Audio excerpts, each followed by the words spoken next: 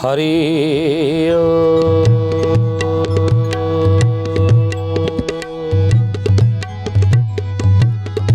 ओम भूर्भुवः स्वः तत्सवितुर्वरेण्यं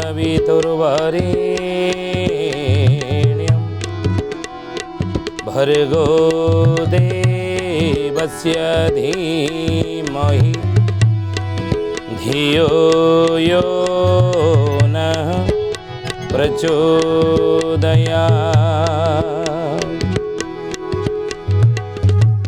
नमस्ते अच्युतानन्दं नमस्ते जगन्नाथाय नमो जसवन्तानन्दं बलराम नमो नमः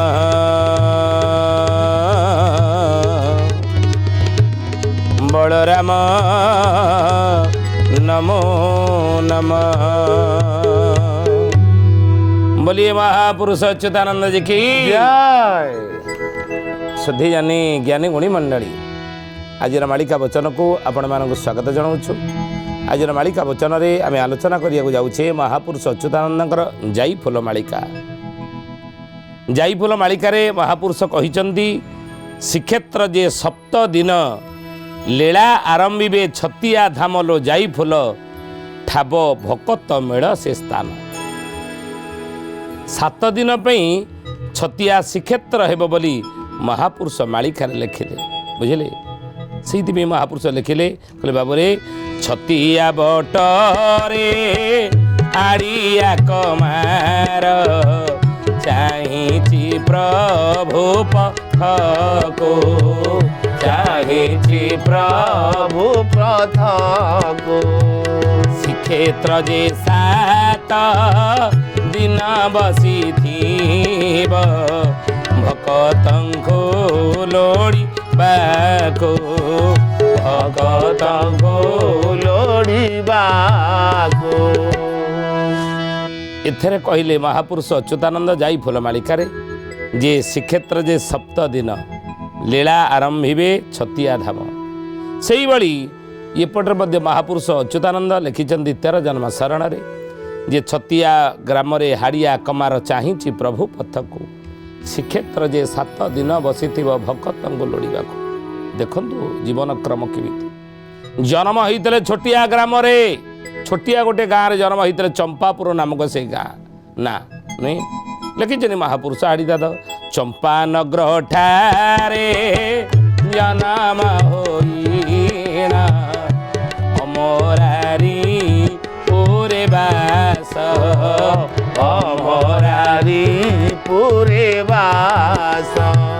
साड़ लगाइना फाड़ बजाइबी नाम हेब हाड़ीदास नाम हेब हाड़ीदास। छतिया निकटस्थ एक छोटिया गाँ चंपापुर गाँव में जन्म होते महापुरुष दिव्य द्रष्टा हाड़ीदास महापुरुष नहीं। पितांग नाम तांकर थिला चेमेई ओझा माँ का नाम थिला दैवकी। ज्ञानी गुणी मंडली तांकर कोल मंडन करी 1700 ରୁ 1800 ख्रीष्टाब्द होची महापुरुष हाड़ीदासंकर जन्म समयर अवधि। पंच सखा मानकर जन्म समयर अवधि होची 1500 ख्रीष्टाब्द। किंतु छतिया बटर हाड़ीदास महापुरुषंकर जन्म समयर अवधि होची 1700 ରୁ 1800 ख्रीष्टाब्द।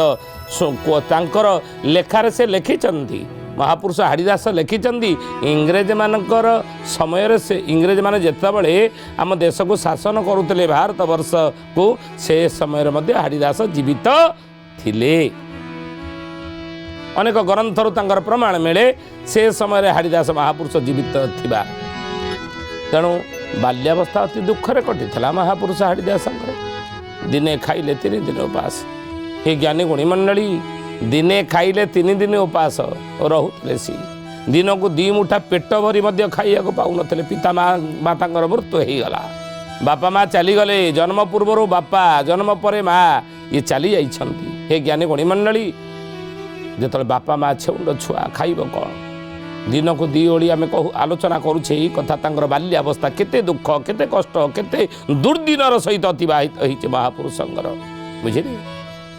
आउ खाऊले कौन ज्ञानी गुणी मंडली अनेक समय भोक उपास रही भोक मेटाई अलणा पेज पीऊले लुण मिले ना पेजरे पकाइवाई आ से अलणा पेज कौथे खाती बासन 10 हांडी खपरा महापुरुष हाड़ीदास ग्रंथावली आप पढ़े ग्रंथावली मु पढ़ी आपन को कहूँ से कथा मनरू कहूनी जहाँ पढ़ी ही आपण निकट कहूँ ग्रंथावली लेखा अच्छी जे से शंखनाभी अच्छी शंखनाभी आउरी मध्य अनेक लेखा अच्छी से से लिखिं जे 10 हांडी खपरारे सी अलणा पेज पीऊले।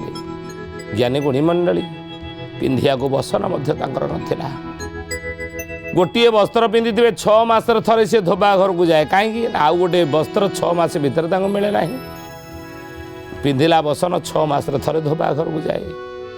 आउ महापुरुष हाड़ीदास लिखिं जे कौन विद्या पठन मोर कहीं 17 फला मने ना पाठ साठ किसी नाला कहले 17 फला मन ना पाठ पढ़ी ना कि ग्रंथ लिखिदे गले आम परीक्षा पंचसखा माने जीवन परीक्षा देते से परीक्षा देते निजको कौन सिद्ध बोली प्रमाणित करने से समय दर्पणी गढ़र जी थे नवाब गुलजार हुसैन जी कि देते छतिया बटटे हाड़ीदास नारे पट्टा करते से गुलजार हुसैन निकट परीक्षा देवाक पड़ी नहीं।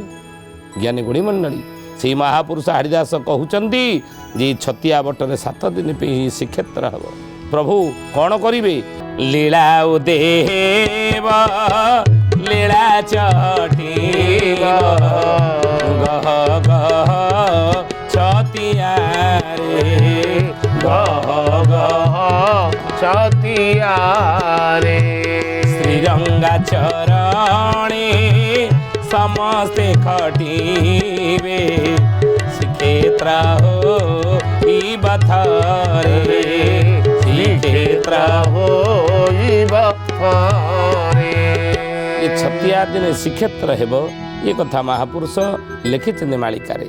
ज्ञानी गुणी मंडली आउरी मध्य महापुरुष कहउचंदी जे छतिया महिमा कि कहिबी तोते सुन राम दास तोहि सुन राम दास तोहि सकल मुनिका वासस्थान से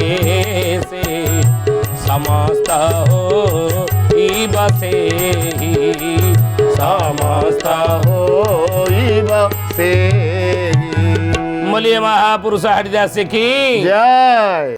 सधे जाने ज्ञानी गुणी मंडली छतियारे महापुरुष अच्युतानंद कहते सबुदिन पे प्रभु रही जीवेनी कौन करिवे प्रभु तहु श्रीक्षेत्र आसीबे तहु श्रीक्षेत्र आसीबे दारू ब्रह्म पुणी पूजा पाइबे लो जाई फूल आलो जाई फूल या सत्याग्रही कहेबे जाई फूल या सत्याग्रही कहेबे जाई फूल आलो जाई फूल या सत्याग्रही कहेबे जाई फूल।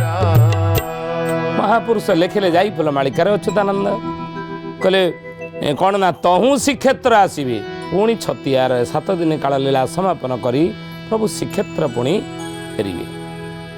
ज्ञानी गुणी मंडली अतीत जगन्नाथ मंदिर उपरे बड़देउड़ उपरे 18 थर आक्रमण होती श्रीमंदिर अभिलेख मादला पांजी ये विषय उल्लेख रही प्राय 22 तरु तदूर्ध श्रीजू माने सेवक मान द्वारा अन्यत्र स्थानांतरित ही गुप्तरे पूजा पाई जो बाह्य शत्रु माने बड़देउड़ उपरे आक्रमण करते किंतु पुनर्बार मध्य श्रीक्षेत्र प्रभु फेरी सारा विश्व पूरा साइंत्री मैत्री विश्व भातृत्वर वार्ता प्रभु यही क्षेत्र देवे ये क्षेत्र में रहीकि देवे जुआड़े जातु जितेबाला विपद बेले पुणी थर प्रभु श्रीक्षेत्र को फेरिवे।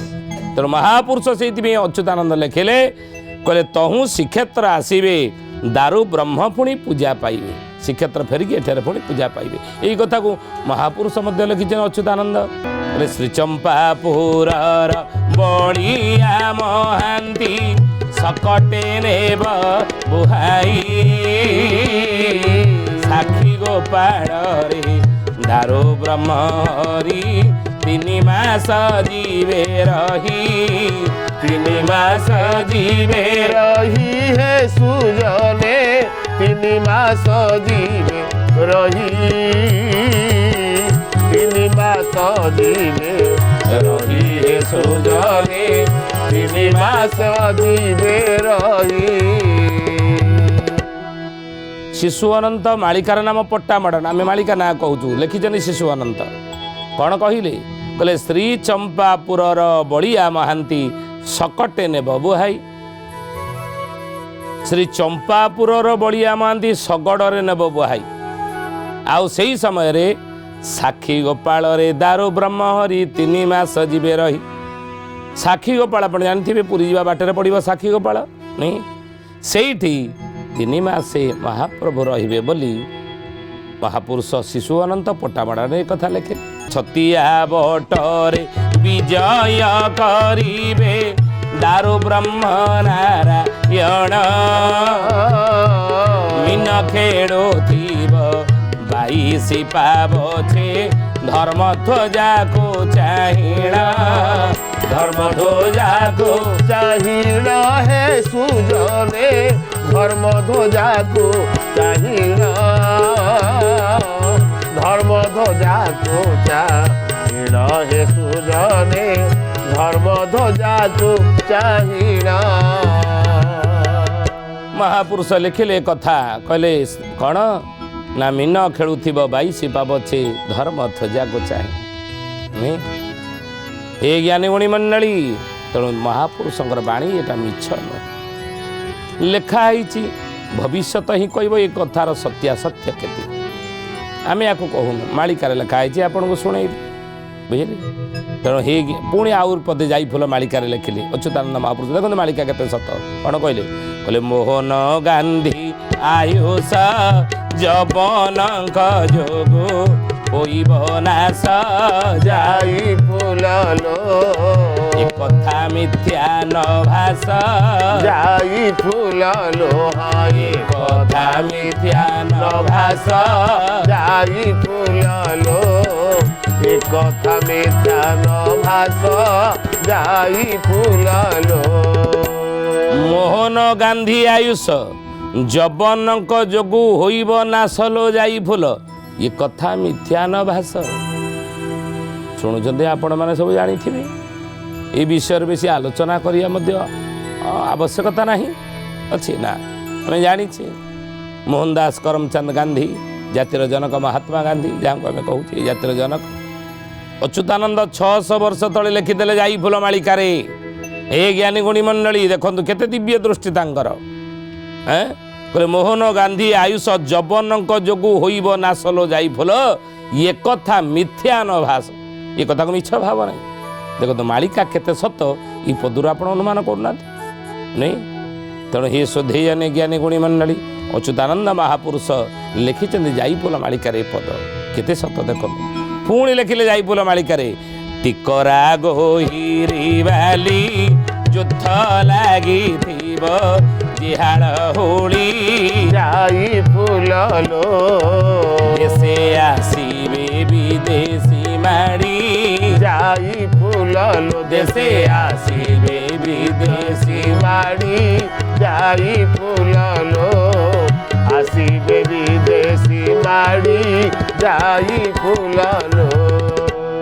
ज्ञानी गुणी मंडली शुद्धि जानी महापुरुष अच्युतानंद जाई फुल मालिकार लिखिले टिकरा गोहिरी बाली युद्ध लगी जेहाल होली नहीं टिकरा गोहिरी माने गोहिरा टिकेरी कौटी अच्छी ये गोहिरा टिकेरी कौटी अच्छी ना भद्रक जिला आपण भद्रक जिला को जीवे सी भद्रक जिले रही गोहिरा टिकेरी कहीं ता ना एवं गोहिरा टिकेरी युद्ध लगी कहार कहा सहित अच्युतानंद महापुरुष लिखिले मालिकार नाम कहूँ गरुड़ गीता मालिकार नाम है गरुड़ गीता गरुड़ कहते भगवान कृष्ण द्वापर जुगे कौन ना तेलेंगा मुकुंद बोली एक राजा ओडिशा देश जान बारवाड़ी ଟିକିଲା ସେହୁ ତୋଳାଇବ ଗଙ୍ଗା କଟ ଖାଇ ବୁଣା ଗଙ୍ଗା କଟ ଖାଇ ଗୁଣ ହେ ସୁଜନେ ଗଙ୍ଗା କଟକାଇ ଗୁଣ ଗଙ୍ଗା କଟକାଇ ଗୁଣ ହେ ସୁଜନେ ଗଙ୍ଗା କଟକାଇ ପୁଣ। ତେଲେଙ୍ଗା ମୁକୁନ୍ଦ ଦେବ ଆପଣ ଜାଣିଥିବେ ସେ ସୁଧୀଜନେ ସେ ତେଲେଙ୍ଗା ମୁକୁନ୍ଦ ଦେବ ରାଜା ଥିବା ସମୟରେ ଓଡ଼ିଶା ଉପରେ ବା ଶ୍ରୀମନ୍ଦିର ଉପରେ ଜଣଙ୍କର ଆକ୍ରମଣ ହେଇଥିଲା ନାଇଁ କିଏ ସି ଅଇଲା କଳା ପାହାଡ଼ ଭାଙ୍ଗିଲା ଲୁହାର ବାଡ଼ ପିଇଲା ମହାନଦୀ ପାଣି ସୁବର୍ଣ୍ଣ ଥାଳିରେ ହୀରା ପରସିଲେ କି ମୁକୁନ୍ଦ ଦେବଙ୍କ ରାଣୀ। ସେଇ ମୁକୁନ୍ଦ ଦେବ ରାଜା ଥିବା ସମୟରେ ଓଡ଼ିଶାର ଶେଷ ସ୍ୱାଧୀନ ରାଜା ହେଉଛନ୍ତି ମୁକୁନ୍ଦ ଦେବ ତେଲେଙ୍ଗା ମୁକୁନ୍ଦ ଦେବ। ତାଙ୍କ ସମୟରେ କଳା ପାହାଡ଼ ଓଡ଼ିଶା ଉପରେ ଆକ୍ରମଣ କରିଥିଲା ହେ ଜ୍ଞାନୀ ଗୁଣୀ ମଣ୍ଡଳୀ ନାଇଁ ତାଙ୍କ ସମୟରେ ଓଡ଼ିଶା ଉପରେ ଆକ୍ରମଣ କରିଥିଲା କଳା ପାହାଡ଼। ସେହି ସମୟରେ ମୁକୁନ୍ଦ ଦେବଙ୍କ ରାଣୀ ସୁବର୍ଣ୍ଣ ଥାଳିରେ ହୀରା ପରସିଲେ ମୁକୁନ୍ଦ ଦେବଙ୍କ ରାଣୀ କାହା କଳା ପାହାଡ଼ କିନ୍ତୁ ଜାଣିଛନ୍ତି ସେଇ କଳା ପାହାଡ଼ ସହିତ ତେଲେଙ୍ଗା ମୁକୁନ୍ଦ ଦେବଙ୍କର ଯୁଦ୍ଧ ହେଇଥିଲା କୋଉଠି ଭଦ୍ରକ ଜିଲ୍ଲାର ଗୋହିରା ଟିକେରି ଆଉ ଘମାଘୋଟ ଲଢ଼େଇ ହେଲା। ଆକବର ସହଯୋଗ କଲେ ନାହିଁ ସେ ସମୟରେ ତେଲେଙ୍ଗା ମୁକୁନ୍ଦ ଦେବଙ୍କୁ ବୋଲି ତେଲେଙ୍ଗା ମୁକୁନ୍ଦ ଦେବଙ୍କୁ କଳା ପାହାଡ଼ ହତ୍ୟା କଲା ଶୋଇଥିବା ଅବସ୍ଥାରେ କୋଉଠି ଗୋହିରା ଟିକିରି। ମହାପୁରୁଷ ଅଚ୍ୟୁତାନନ୍ଦ କହିଛନ୍ତି ଟିକରା ଗୋହିରା ବାଲି ପାଟଣା ଯେ ଚୌଦ୍ୱାର ଚିତାନଳା 18 କ୍ଷଉଣୀ ଜପନ ମରିବେ ମାତିବେ ପର୍ବତ ମାଳା ମାତିବେ ପର୍ବତ ମାଳା ହେ ସୁଜନେ ମାତିବେ ପର୍ବତ ମାଳା ମାତିବେ ପର୍ବତ ମାଳା ହେ ସୁଜନେ ମାତିବେ ପର୍ବତ ମାଳା। ତେଣୁ ଏହି ଜ୍ଞାନୀଗୁଣୀ ମଣ୍ଡଳୀ ସୁଧୀଜନେ ମହାପୁରୁଷ ଅଚ୍ୟୁତାନନ୍ଦ ଲେଖିଲେ ଏ କଥା बोलिए महापुरुष अच्युतानंद जी की ଜୟ। ज्ञानीगुणी मन टिकरा गोहिरा टिकिरी जहाँकि भद्रक जिले रही महापुरुष लिखिले बोले सेठी कौन हम ना 18 क्षौणी जबन मरिवे मातिबे पर्वतमाला और ये कथा कौन लिखिं मालिकार नाम शिवकल्प नवखंडा निर्खंडे यार समर्थन रे महापुरुष शिशु अनंत मालिकार नाम चुंबक मालिकार द्वितीय अध्याय लिखिले चुंबक मालिका शिशु अनंत लिखिं तांको शिष्य बारंग आगे कहले एवं द्वितीय अध्याय चुंबक मालिकार द्वितीय अध्याय कौन कहले कौन शुण हे बारंग आमे कहबो झाई गोहिराटी करा कथा कहू समझाई कहू समझाई बाबू कहू समझाई कहू समुझाई बाबू कहू समुझाई। ज्ञानीगुणी मंडली स्वथी जन शिशु अनंत मालिकार नाम चुंबक मालिकार द्वितीय अध्याय शिष्य बारंग आगे कहले धन रे से गोहिरा टिके कहीं ता ना कहीं गोहिरा टिके पछरे ना ना गोहिरा टिके ना हबार यथार्थता कौन कौन कारण रही से कथा को कहते चुंबक मालिकार कौन कहले ब्रह्मा खंब पोतीण से गोहिरारंभ लक्षे राजा से स्थान रे होइबे करुंड होइबे करुंड बाबू होइबे करुंड होइबे करुंड बाबू होइबे करुंड। कहले ब्रह्मा खंब पोतीण से गोहिरारंभ आपण मैंने जानी अल्प बहुत ज्ञानीगुणी मंडली सृष्टि आरंभ में ब्रह्मा 5टी जगार अश्वमेध यज्ञ करते आउ से 5टी जगह भितर जाजपुर जिला हूँ अन्यतम बिरजा मंडल जाजपुर जिला बैतरणी नदी जो कलकल नादर प्रवाहित होना ब्रह्मा करते से अश्वमेध यज्ञ नहीं ब्रह्मांग परे ये कलिजुगे आउ जड़े राजा से करते 10टी अश्वमेध यज्ञ किए से राजा ना राजा जजाति केसरी से करते 10टी अश्वमेध यज्ञ ତ ଯାହାଙ୍କ ନାମ ଅନୁସାରେ ସେ ଜିଲ୍ଲାର ନାମ ହେଇଛି ଯାଜପୁର। କାହିଁକି ନା ହେଇଛି ଯାଜପୁର ନା ସେ ଜିଲ୍ଲାର ନା ଯଜାତି କେଶରୀ ରାଜାଙ୍କର ନାମ ଅନୁସାରେ ହେଇଛି ଯାଜପୁର। ସେଠି 10ଟି ଅଶ୍ୱମେଧ ଯଜ୍ଞ ନି ଆଉ ସେ ଦଶାଶ୍ୱମେଧ ଘାଟ ମଧ୍ୟ ବୈତରଣୀ କୂଳରେ ରହିଛି। ସେଠି ପିତୃପୁରୁଷଙ୍କ ଉଦ୍ଦେଶ୍ୟରେ ମହାପୁରୁଷ କହୁଛନ୍ତି ପିଣ୍ଡ ଦାନ କଲେ କ'ଣ ହେବ ଆତ୍ମାର ସଦ୍ଗତି ହେଇଥାଏ। ବୁଝିଲେ? ତେଣୁ ହିଁ ସୁଧୀଜନେ ଜ୍ଞାନୀ ଗୁଣୀ ମଣ୍ଡଳୀ ବ୍ରହ୍ମା ସେଠି ଶୁଭ ଖମ୍ବ ପୋତିଥିଲେ ଗହିର ହେଇଥିଲା ବୋଲି ତା ନାମ ଏବଂ ଗହିରା ଟିକିରେ ତା ନାଁଟି ହେଇଛି। ଗହିର ସେଇ ଯାକେ ହେଇଗଲା ଗହିର ସେଇ ବୈତରଣୀ ନଦୀ ତଟରୁ ଭଦ୍ରକ ଜିଲ୍ଲା ସେ ଗହିରା ଟିକିରେ ଯାକେ ହେଇଗଲା ବୋଲି ତା ନାମ ହେଇଛି ଗହିରା ଟିକିରେ। ଗହିର କହନ୍ତିନି ଗହିର ଖାଲ ଭଳିଆ ହେଇଗଲା ଗହିର ଗୋଟା ହେଇଗଲା। ତେଣୁ ଗହିରା ଟିକିରି ହେଲା। ଆଜି ତ ସମୟ ହେଇଛି ଆସନ୍ତୁ ବାଣୀକି ବିରାମ ଦେବା ପ୍ରଭୁଙ୍କର ନାମ ନେଇ। ଜଗନ୍ନାଥ ଜଗନ୍ନାଥ ଜଗନ୍ନାଥ ପାହି ମାମ୍ ଜଗନ୍ନାଥ ଜଗନ୍ନାଥ ଜଗନ୍ନାଥ ରକ୍ଷମା। ଜଗନ୍ନାଥ ଜଗନ୍ନାଥ ଜଗନ୍ନାଥ ପାହି ମାମ୍ ଜଗନ୍ନାଥ ଜଗନ୍ନାଥ ଜଗନ୍ନାଥ ରକ୍ଷମା। ମହାବାହୁ ମହାବାହୁ ମହାବାହୁ ପାହି ମାମ୍ ମହାବାହୁ ମହାବାହୁ ମହାବାହୁ ରକ୍ଷମା। ମହାବାହୁ ମହାବାହୁ ମହାବାହୁ ପାହି ମାମ୍ ମହାବାହୁ ମହାବାହୁ ମହାବାହୁ ରକ୍ଷମା। ଓಂ ନମୋ ଭଗବତେ ବାସୁଦେବାୟ ଓಂ ନମୋ ଭଗବତେ ପୁରୁଷୋତ୍ତମାୟ। ଓಂ ନମୋ ଭଗବତେ ବାସୁଦେବାୟ ଓಂ ନମୋ ଭଗବତେ ପୁରୁଷୋତ୍ତମାୟ। ସୁଧୀଜନେ ଜ୍ଞାନୀ ଗୁଣୀ ମଣ୍ଡଳୀ ଆଜି ପାଇଁ ଆସନ୍ତୁ ବାଣୀକି ଏଠାରେ ବିରାମ ଦେବା। ପୁଣି ଆସନ୍ତା ଅଧ୍ୟାୟରେ ଭେଟ ହେବା। ରହୁଛୁ ହରି ଓମ୍ ଶାନ୍ତି ଶାନ୍ତି ଶାନ୍ତି ସର୍ବାରିଷ୍ଟ ସୁଶାନ୍ତିରେ ଭବତୁ।